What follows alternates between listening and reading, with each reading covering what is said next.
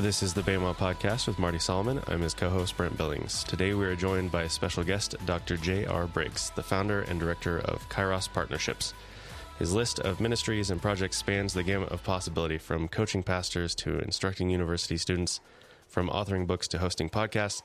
J.R. brings a wealth of experience wherever he goes. He and his wife, Megan, have 2 boys and live just outside of Philadelphia. So, J.R., welcome to the show. Thanks so much, Brent. It's good to be here. JR, how do you feel about that? You have so many things going on. We had to figure out how to introduce. First of all, how do you feel about the title doctor? I'm still getting used to it, actually. I'm reminded sometimes that my technical title is Reverend Dr. J.R. Briggs, but I tell my students, please just call me JR. That's who I am. But I still catch myself going, man, Dr. Briggs? I guess that's me. I did that last night in class teaching, and it felt weird. So to be honest, I'm still getting used to that. Yeah. Excellent. Well, is there anything, how would you introduce yourself in addition to all those things? Introduce yourself for us. Yeah, well, I normally like to say I just have 4 driving passions that inform how I live and what I do. Number 1 is following Jesus. Number 2 is equipping and investing in hungry kingdom leaders. 3 is growing fruit on other people's trees. And the 4th, my favorite, is I like to create good kingdom mischief. So just about all that I do gets wrapped up in one of those 4 expressions. I really like the good kingdom mischief idea. That's pretty fun.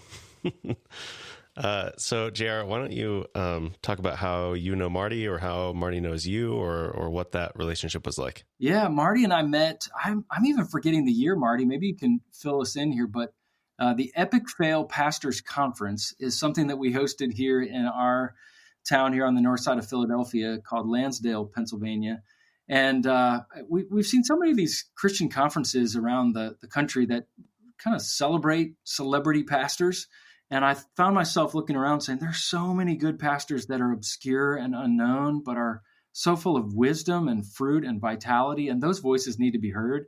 And there are a lot of failed pastors that they need a safe space to grieve. And so I just put out this crazy idea saying, instead of a big pastors conference where we talk about our successes, what if there was a healthy and hope-filled space to host something called the Epic Fail Pastors Conference? And so I was kind of scared to death to put this on, because I thought, can you imagine the headline, Epic Fail Pastors Conference canceled due to low registration?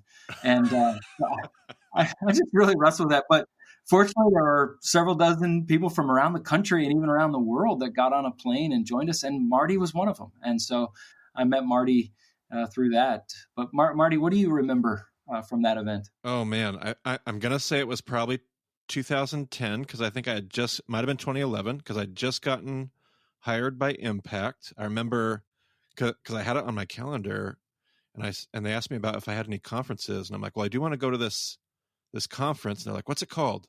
And I was like, the Epic Fail Pastors Conference.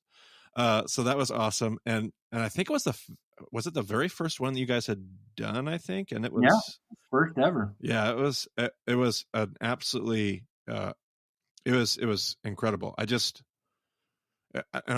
wasn't incredible because it was incredible because you're right. We don't have spaces to talk about failure.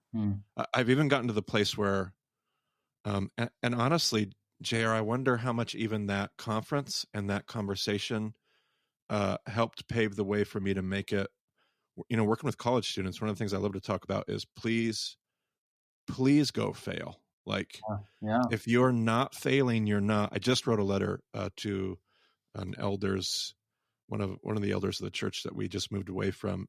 Daughter has a birthday coming up, and one of the things I put in the letter is just don't be afraid. Like, if you're not failing, we're not getting the best version of you. You're leaving something on the table. You're playing it safe, and we don't. Not only do we not incentivize failure, but we just don't talk about it. And so that was such a rich experience. As you look back on it, what were the things that you loved the most about that chapter of what you were doing, JR? What do you remember? Well, it was it was a conference, and we did it several times, and we even did it around the country in different spaces when we were invited in by cities or denominations or groupings of churches. But it's really a conference about grace for pastors who need it most. But if you call it the Grace Conference, every pastor goes, "Oh, I know about grace. I preached on grace." But it was pastors and ministry leaders, because we often forget that grace, when we preach about on Sunday from the pulpit, we forget that it's actually readily available and in abundance to us every day of the week in all areas of our lives. And so I think the richness of that and the crescendo up to taking communion together in that last time, to me, I looked around and said, this is the most impactful, powerful time of communion I think I'd ever been a part of in my life. And so I remember that. And the other detail I think was really important is we met in a bar, and it was this pretty seedy bar, but it was the first church in our community 130 years ago or whatever, but it had failed and then became a Kiwanis club, and then it became a bar. And I thought, man, even the venue itself holds the space in which we're trying to talk about. And so, yeah, it certainly turned a lot of heads, but it really got people's attention to say exactly what you're talking about, Marty. If we hide our failures, we never are opening ourselves up to the beautiful gift of grace that is fully available to us. And so, yeah, pastors need grace too, and we forget that a lot. We all do, but I think especially professional Christians who are paid to love Jesus, it's easy to forget that grace is available to us as well. It kind of sounds like the alien orphan widow concept, but applied specifically to pastors. Yeah, because Brent, that's what happens when you fail in ministry. It's definitely what it feels like you get alienated, you get marginalized, you get orphaned.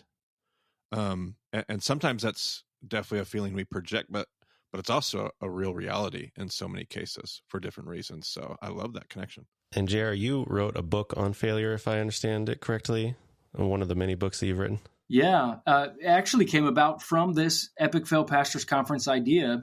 There were several people that said to me, I don't think I can even come to an event like that because of pressure from my elders, or my denominational board would say, "What's wrong with you?" Or even if you made it free, the fact I have to get on a plane and get a hotel and, all this, I can't even afford that because of my own failure in ministry.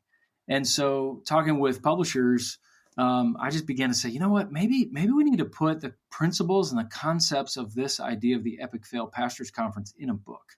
And so that was the driving force of that. I worked with an agent, and we sent it out to 12 different publishers. 11 different publishers rejected it, which is kind of ironic and maybe not so ironic when the title of your book is Fail. But it was InterVarsity Press was the one that decided to take a risk on it and publish it. But yeah, we live in a culture that worships success. And even in the church, we worship ministry success. So we have a very anemic understanding and a flimsy theology of failure. And so the conference and then the book was trying to help pastors see that failure can be a blessing and an invitation and not just a curse, that it's a beautiful gift wrapped in ugly wrapping paper. And so it's not a book that you want to just hand to your pastor at Christmas and say, "Hey, I heard about this book titled Fail, and I thought of you." It's a book that kind of has to find you, right? You don't find it. But there's been a lot of failure and rejection and shame and disappointment in ministry, especially so far in a pandemic year. And so I wrote this to encourage pastors, to remind them they're not alone, and to equip them with a hopeful framework of failure and hopefully a theology of failure to equip them to fail successfully. Well, I'll put a link to that book in our show notes in case anyone is listening and is discovering it through this podcast. Or maybe if you're feeling bold, you can give it to your pastor.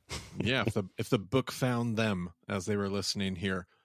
JR, I was curious as I thought about this interview today, do you consider that portion, I think I'm getting an answer as I listen to you talk. Is that a portion of your life that, like, that was what I was working on back then, that was like a past project? Or do you find this same passion is alive and well in who JR is and what JR, I'm assuming it fits into those four pillars of your life you were talking about earlier? Yes, failure is omnipresent, and so is grace. And we often forget that.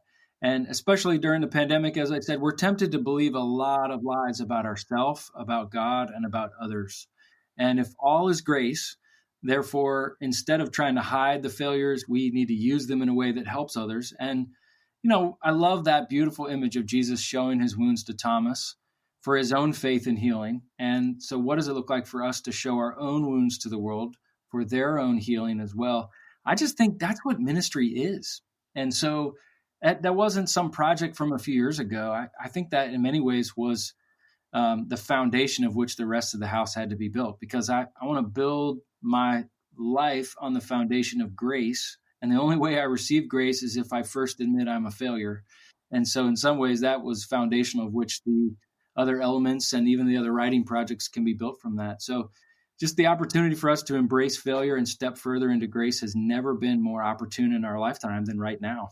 And that continues, even though we haven't hosted any Epic Fail Pastors Conferences for a while. And I think partly because the book is out.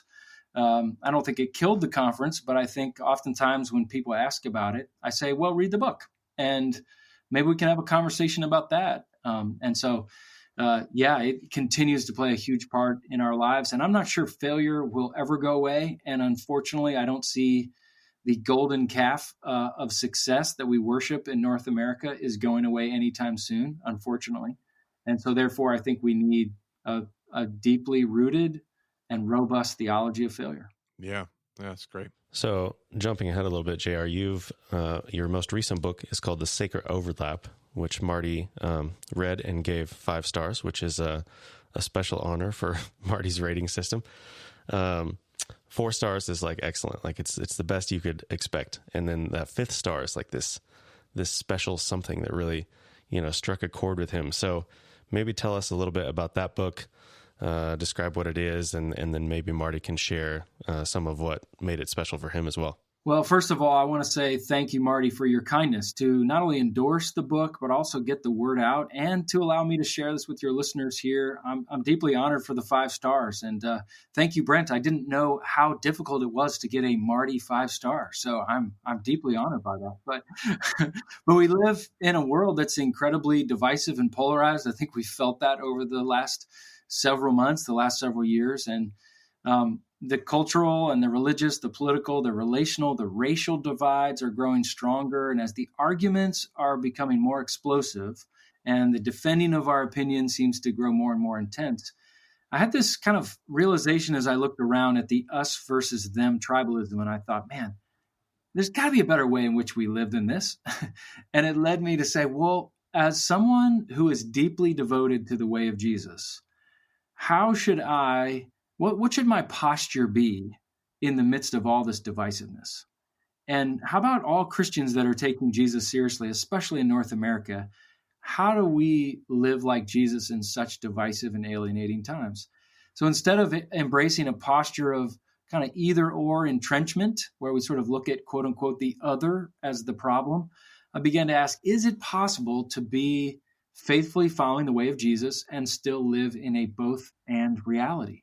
And our call as followers of Jesus is to join him in that heaven overlapping with earth reality right now. And nothing has messed with my theology more than reading my Bible. And the more I read my Bible, the more I began to say, wait a second, Jesus is the great either or. He invites us into this way. But once we trust him in that, there's a whole bunch of these spaces throughout the Gospels where we see Jesus living in a both and.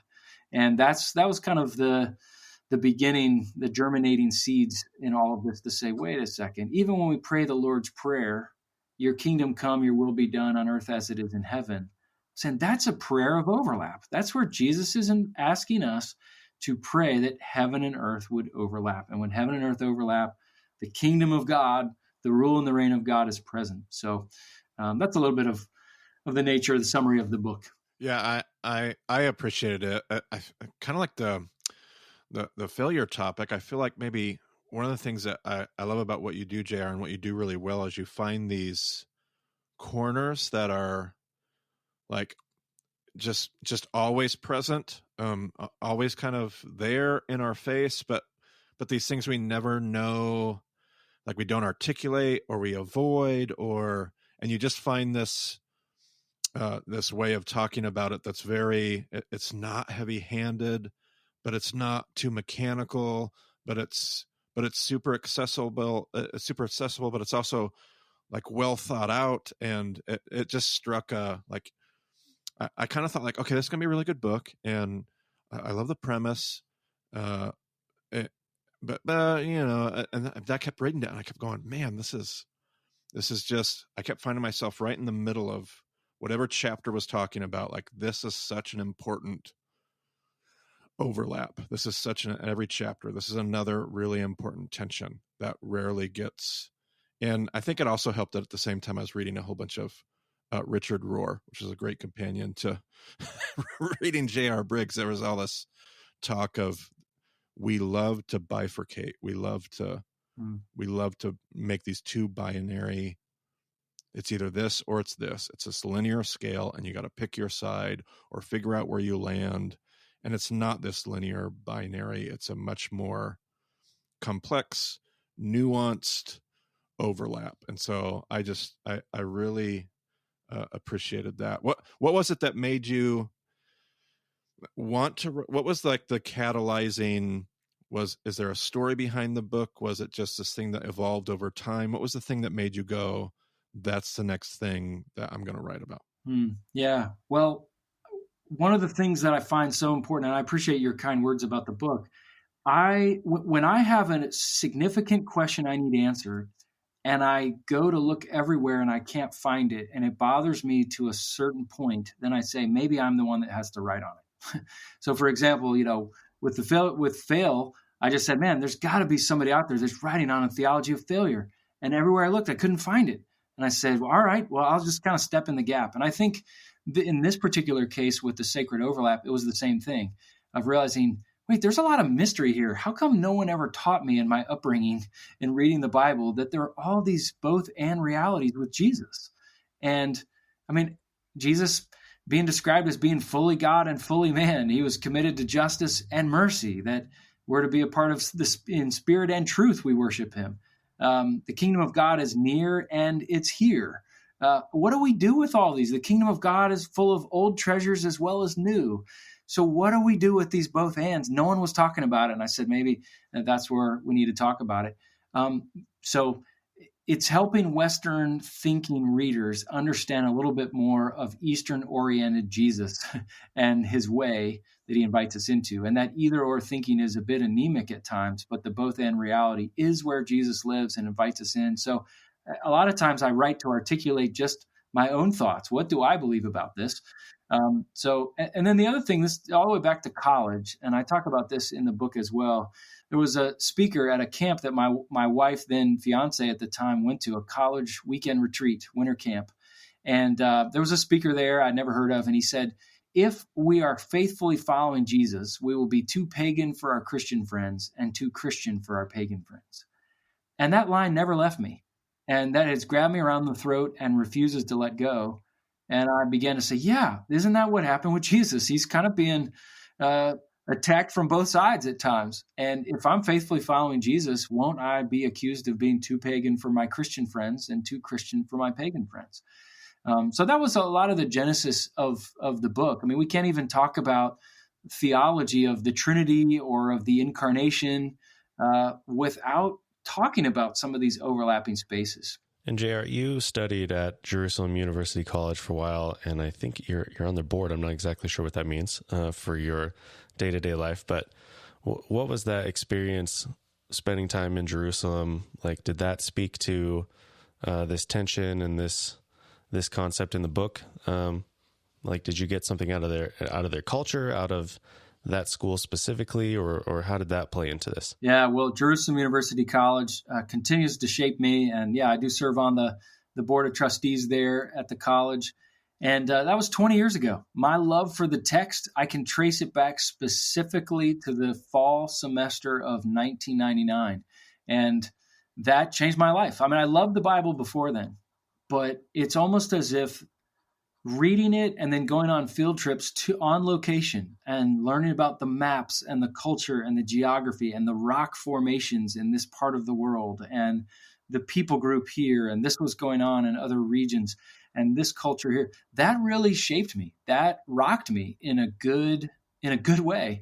And by the way, I love your podcast, what you all are doing here. Your podcast just throws gas on the fire even more. So thank you for the good work that you both are doing in this.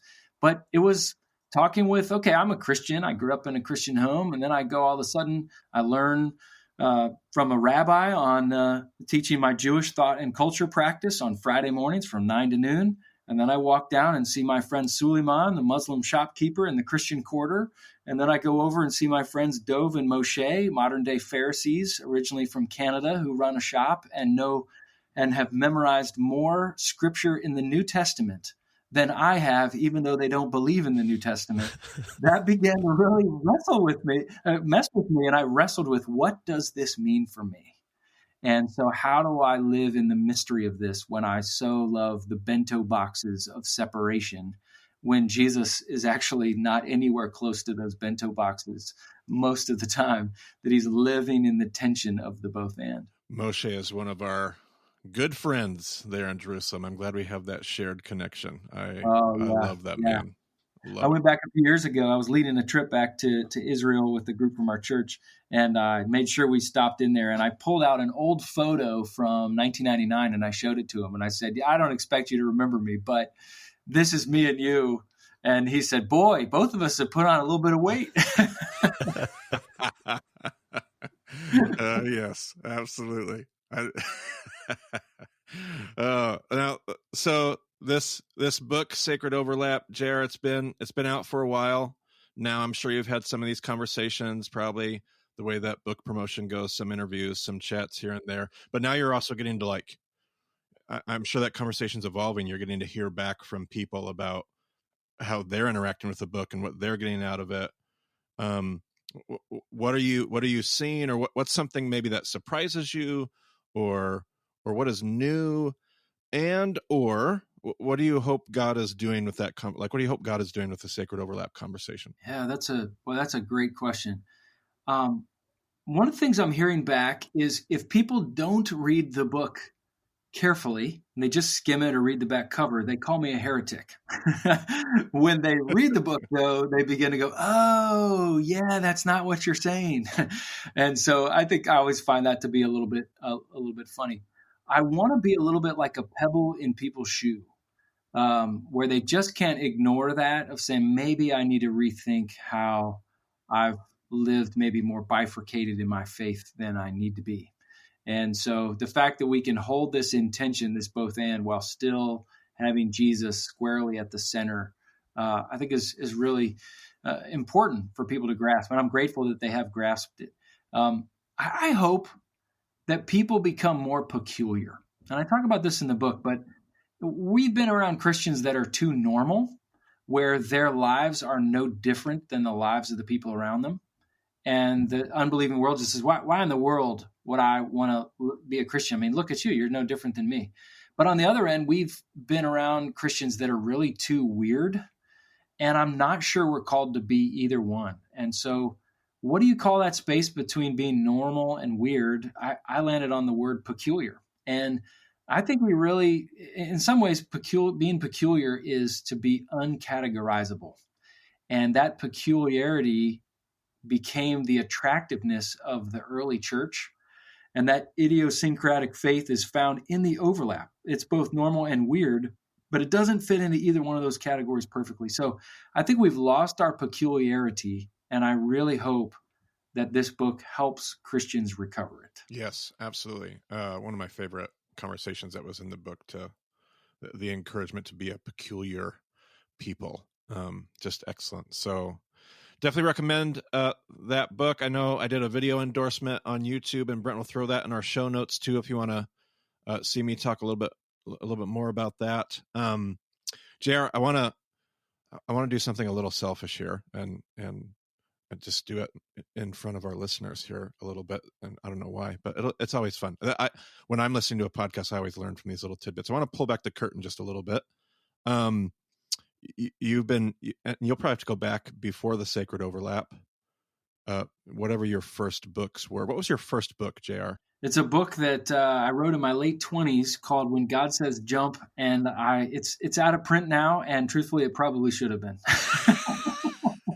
Okay, so I'm not going to get into details here, but there could be there could be a chapter in my life that's coming where I could be entering into this weird world of authoring books. That's all I'm going to say for that for now. But I'm curious of talking to people like you and learning from your experiences. You've now said two things that Brent will have to edit the gulp on my microphone that probably got recorded. Talking about like when you did this I think you're talking about your book on fail and failure. You said you wrote this, you sent it to 12 publishers, 11 said no. Yeah. You speak of your first book like it's probably good it's out of print. Like, what has the experience of writing books? I don't know what question to ask you. Talk to me about what it's been like to be an author.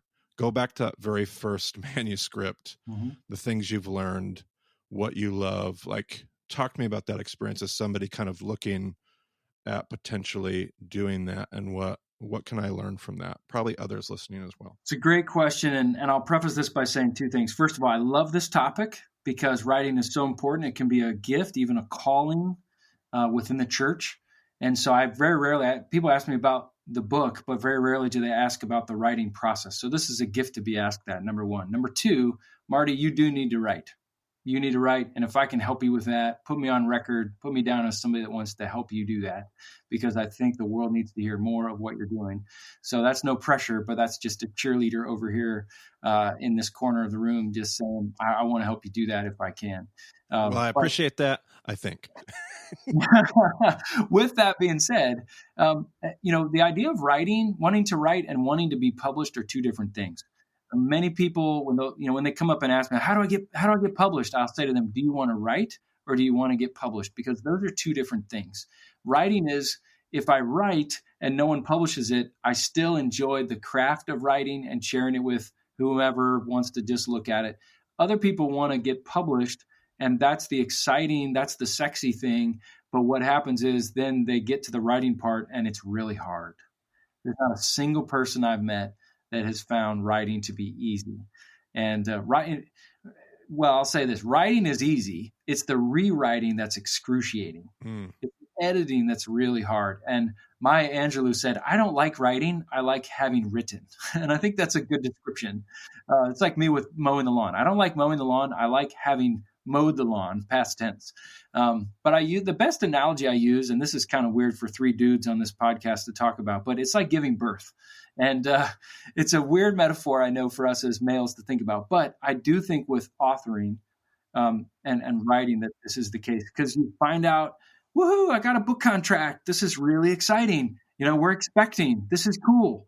And then there are days you're just like, this hurts and I can't sleep and I have heartburn and I don't want to do this, and stretch marks and and then the labor process, you're just like, this is so painful. I'll never do this again.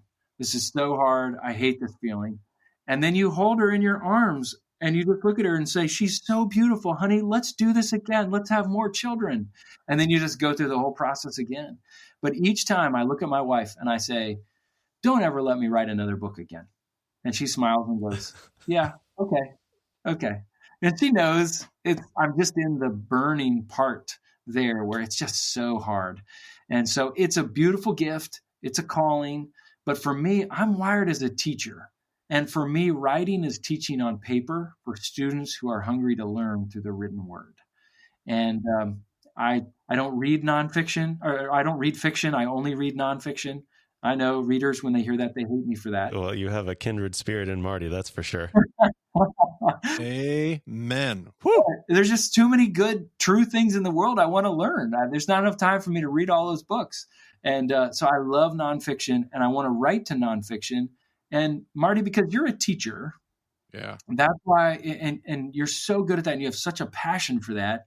I think putting that down in written form is going to be a gift to the world. So I just want to encourage you to do that. And it's hard. It's like giving birth. There are stretch marks. There's all sorts of things that come with it. But man, when you look down and you go, man, she's so beautiful. I'm so glad we did this. So I just want to encourage you with that. And I hope some of that experience or wisdom it can help you and maybe even some other of your listeners. I like that metaphor. That probably speaks to Brent right now in this chapter of your life. We should have Maggie on the podcast. She can talk to me about writing books. My wife is presently pregnant. Hopefully close to giving birth by the time this episode comes out. We're kind of in the middle of it as we record. But yeah. Yeah, well, congratulations. Yeah. Thank you. So if you look back on this journey from, however long you've been actually writing and seeing those things published, if you could try to, what's one nugget of wisdom, practical wisdom that you could say, if you were to boil some idea down, and here's what I've learned as I've looked at, do this or don't do that, or give me one little nugget of something from the world of writing. It's a nugget that is very common with other writers, but it's so true. The muse shows up when your butt is in the seat. And it's so easy to just talk about writing or read books about writing or say, one day I'm going to get to writing. But writing happens when you just sit down and you commit to writing, not just when you're inspired, but also when you don't feel like it. And you just say, I need to just do the disciplined work of making sure I get this out of my head and onto the page. I think it was Hemingway that said, which, I don't know about your audience if they would love this or not, but I find this to be helpful. And I'm sure he meant it metaphorically, but Ernest Hemingway said, write sober or write drunk, edit sober. Write drunk, edit sober. And, I'm not sure about the metaphor. And so just let it flow freely, but then later go back and really think very carefully. The game is won or lost, not in the writing, but in the rewriting and the editing. So I would say great writers are not great writers in their first draft. They're great writers when they go through and they just sift through and asking questions like, is this the point of this paragraph? Does every word matter in this sentence? What's the question that I'm trying to answer in this chapter? What is the need that this book is meeting here? How do I engage with my readers here? How am I pushing my point forward with each paragraph? So writing is easy. It's the editing and the rewriting that's excruciating. That's actually really good. I think one of the things I'll struggle with knowing how I write is I try to get it right on the first pass. Like I try to get it all revised. And so, which makes the editing even harder because I'm like, I've already done so much work on this. It's already ready. How can I edit it? How can I revise it? So I like that piece of advice too. Yeah. I'll give you one more since you're touching on this. Yeah. If we have time for a brief one. That in some ways, I feel like there are three phases to writing. There's the down phase, the up phase, and the tweak phase. The down phase is just get it all down. Doesn't have to be good. It shouldn't be perfect. It won't be perfect. Just get it all down. Get too much down. The second phase is the up phase where you're tightening it up. That's where you're cutting things, you're changing things around, kind of, chapter 2 should be chapter 8. This paragraph belongs at the beginning, not the end. And then the third one is the tweak one where you're just saying, man, is there a better verb there? How do I make that a stronger adjective? Is that a detail that I can bring in to tell that story to make it shine and shimmer a little bit more? So the down phase, the up phase, and the tweak phase, I think are really important movements for me as a writer. So when you're writing, when you're in those moments where you don't necessarily feel inspired and you're just forcing yourself to write, do you sit down and say, I'm going to write for 4 hours? Or do you have a certain page count that you're trying to hit? Or what's your like goal line that you're getting to when you don't have that inspiration? It's a great question. I believe that everybody has a different writing personality. There are some writers that can just go off into some cabin in the woods for 2 weeks. And when they come back, they have a beautiful manuscript. I'm not one of those people. On the other end of the spectrum, there are people that can take little drips and drabs of their time, 10 minutes here, a little snatch of 15 minutes there. I can't do that either. I've got to be focused and in the zone. So for me, I've found that if I can block out about 4 hours a week, normally in 1, maybe 2 chunks of uninterrupted time and treat it like a meeting, like no one interrupt me, I need to focus on this. That gives me a chance to do it. And by the time I'm at the end of that, I'm exhausted. I'm like, I'm done. I'm not going to touch it for another week. Then by the time I come back around, which normally is on a Monday, then on a Monday I go, I'm ready to engage again. Let's do this. Let me engage back in with this. And then I have a little bit more perspective. So I think the most important thing is that everybody needs to find out their writing personality. And you only know that by experimenting and trying out what works. And so I've just found what works for me. And that's helpful. And some days it comes easy. After 4 hours, I go, I can't believe it's up. Are you kidding me? And it's a really productive day. And then other days I just go, man, I just feel like I was just slogging in the fog through the bog here. This is just not helpful. And maybe I only came out with 300 words after 3 or 4 hours. But I have to say, well, I need to trust in faith that that's the progress that I was supposed to make today. And I'm going to leave it here and I'll return to it in a week. And worst case scenario, I mean, you can edit it out later if it doesn't end up being the right thing. So that's the beauty of the process. Yeah. And one, as a perfectionist, I have to fight that in my head all the time to say like, oh, well, this is not going to come out perfectly. And I have to keep reminding myself, none of it's perfect. The best authors in the world, it doesn't come out perfectly. So take your time and just get it out there and worry later about how to make it perfect. But right now we're in the down phase, Briggs. We're not in the up phase. We're not in the tweak phase. We'll get there, but just get it down. I love that. That's great. Thanks for letting me ask you a little bit about that. That's a little different kind of a conversation, but I love it. It's very helpful for me personally. Love it. Let's see here. So come towards a close. Here's my open floor question for you, JR. What other kind of things in your life are you excited about? What else is there to know? Like, this is the open-ended. What does Marty not know to ask you that I ought to ask you? Well, I love that question of what's going on. What am I excited about? I'm really fortunate. I always feel like around our organization, there are a lot of exciting things swirling about just dreaming and developing resources and spaces to equip hungry kingdom leaders. And there are 3 things specifically that are really lighting my fire in this season. Marty, you've been a guest on the podcast I co-host called the Monday Morning Pastor Podcast. But I also, several months ago, started another podcast called Resilient Leaders, the Resilient Leaders Podcast. And just with the pandemic, really wanting to help leaders, I think the word resilience is of utmost importance in this season for all sorts of leaders. And we have a theology of resilience as well. So it's twice a week, just kind of 10, 11 minutes in and out. And that's exciting. Number 2, I just submitted the manuscript for my next book, which will be coming out in March. And so I'm certainly excited about that. And then also when it comes to scripture, one thing that we did through the pandemic in the late spring and early summer is I just put out on Twitter, hey, if anybody's interested, I'm going to be hand copying the book of Luke. If anybody wants to join me, let me know. And it went viral. And there were people from all over the world in 4 continents and 9 different languages that joined with us on a process of just hand copying the book of Luke together.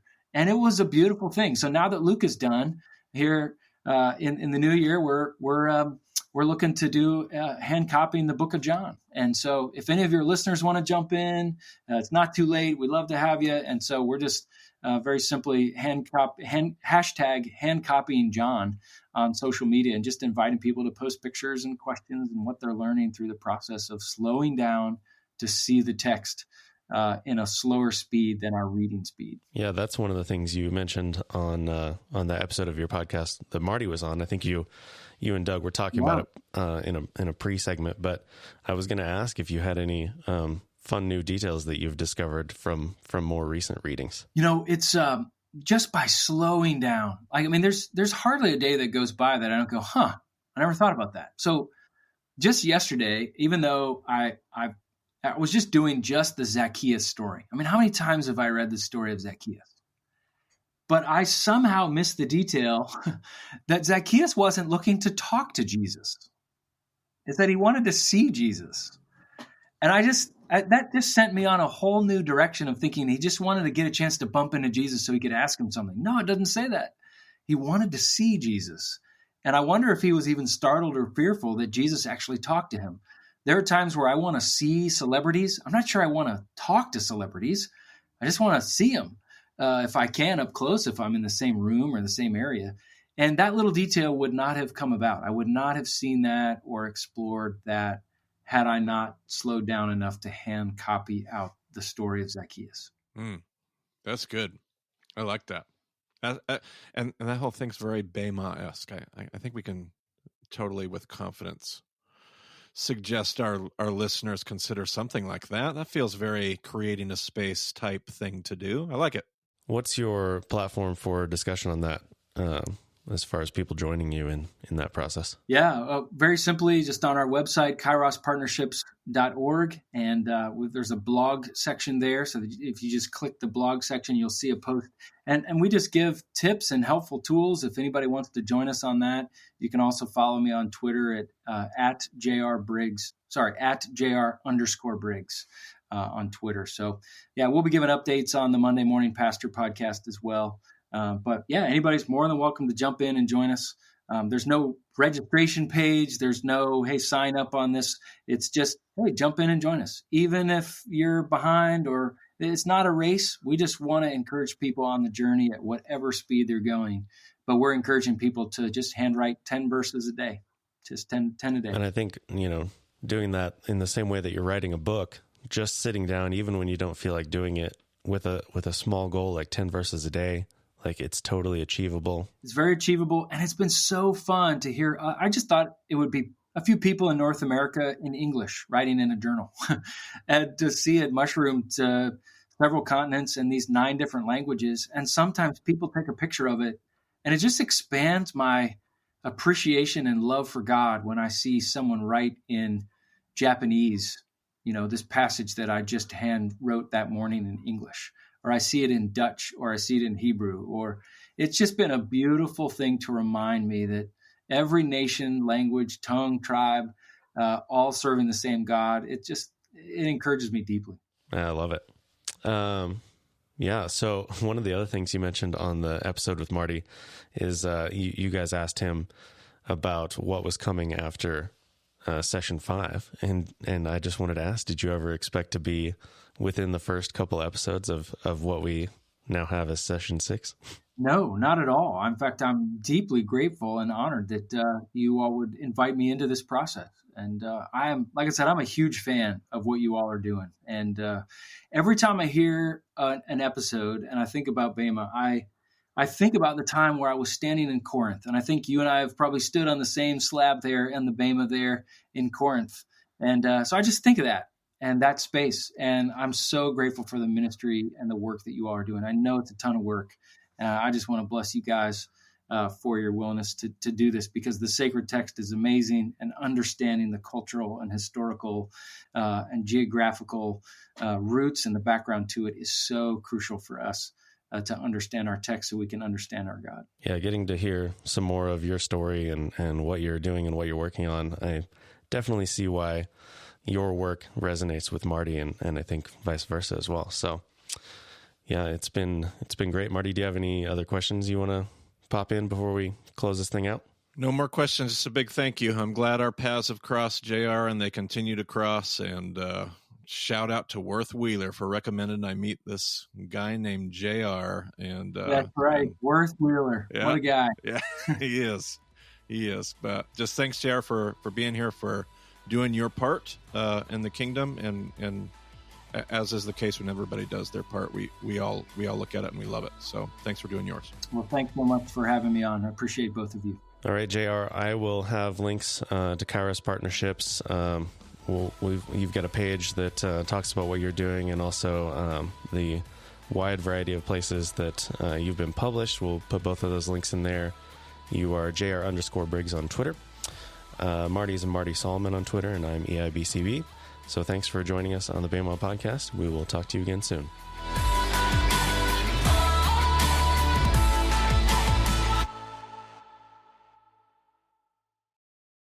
I did find one copy of your first book available on Amazon right now, but I won't put it in the show notes. Is it like $5,000? It's $24.